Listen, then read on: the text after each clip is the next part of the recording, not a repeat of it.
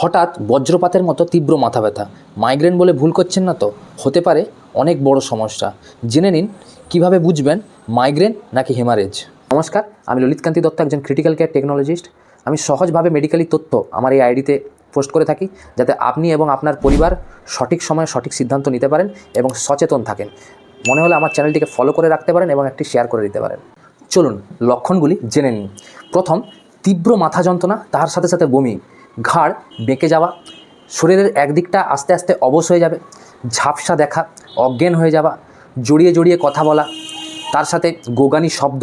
Migraine সাধারণত ধীরে শুরু হয়, কিন্তু ইন্ট্রাক্রেনিয়াল হেমারেজ হঠাৎ করে হতে পারে।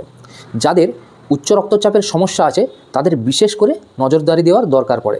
এবং এগুলির মধ্যে এক বা একাধিক সমস্যা যদি দেখতে পান বা লক্ষণ দেখতে পান, আপনারা দ্রুত যেখানে এমার্জেন্সি এবং সিটি এমআরআইয়ের সুযোগ সুবিধা আছে এরকম হসপিটালে পেশেন্টকে নিয়ে যান।